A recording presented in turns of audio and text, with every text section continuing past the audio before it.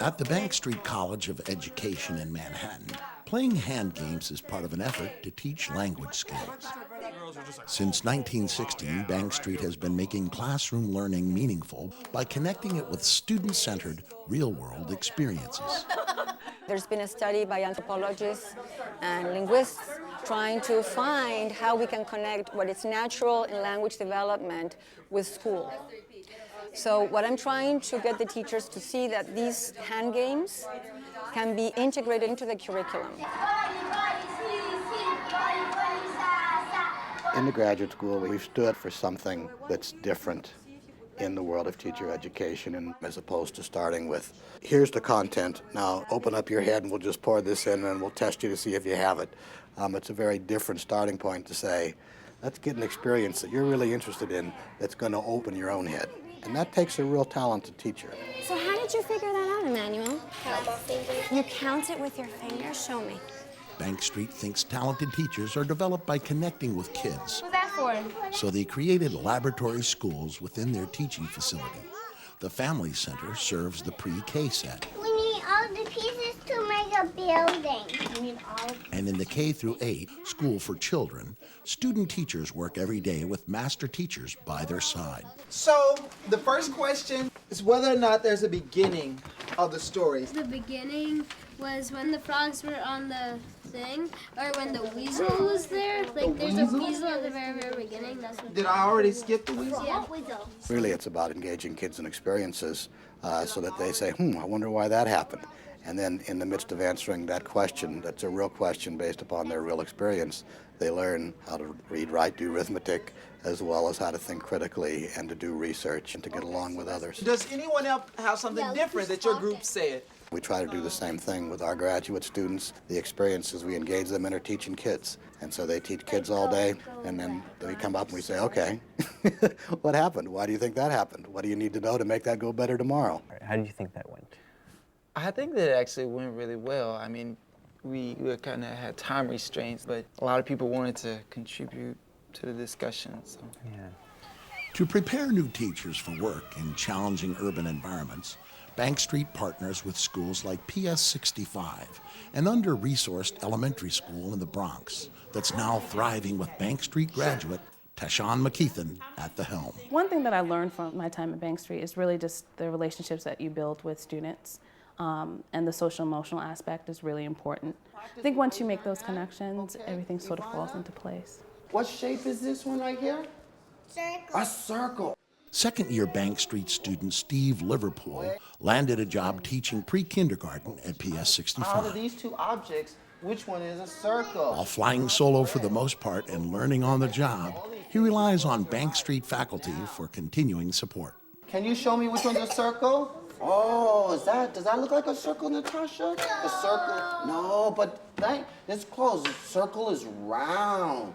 Okay, which one? What's on that? Yeah, oh, thank you, Miss Betsy. Natasha looked a little deeper than what the actual object appeared. What's on it? Very good. Mr. Liverpool was looking just at the content only.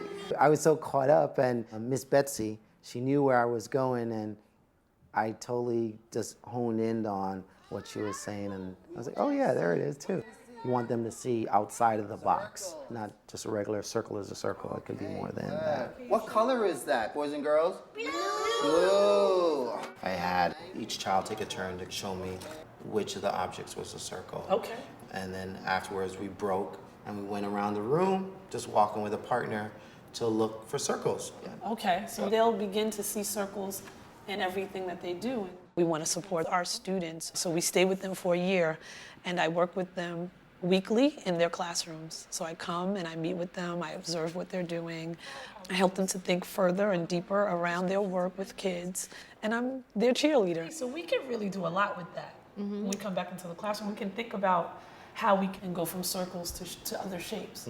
My role is to think, okay, so what are we doing next week? What are we doing next month? How is this related? And so they go, oh, okay, yeah, maybe we should connect the circles to the pumpkins, to the apples, because we're going to go on an apple trip and we're still doing circles. Anybody else needs help with their milk? I think Bank Street realized that if you want to place teachers in urban education, you have to do more than just educate them theoretically. You have to give them practical support. There's really no other way, I think, to be successful at keeping people in schools like these. So let's see if we can help each other balance. Bank Street encourages teachers to put their personal stamp on their classroom. For recent graduate Kira Morton, that means teaching first graders yoga. Fly like a butterfly.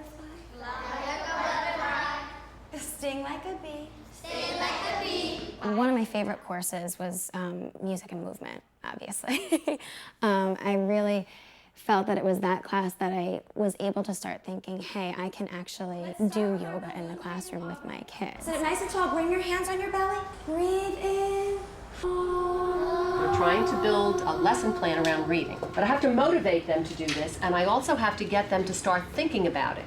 So you're going to take the stickies that are on the table, those Post-its, and you are now going to go on a gallery walk out in the hall. At Bank Street, learning is a process of constructing meaning from personal experience. For new teachers and their future students, it is a demanding enterprise that goes beyond teaching to the test. It takes a great deal of confidence in yourself as a teacher and a great deal of faith in children that they're capable of learning what's on the test when you're not telling them what the answer is on the test.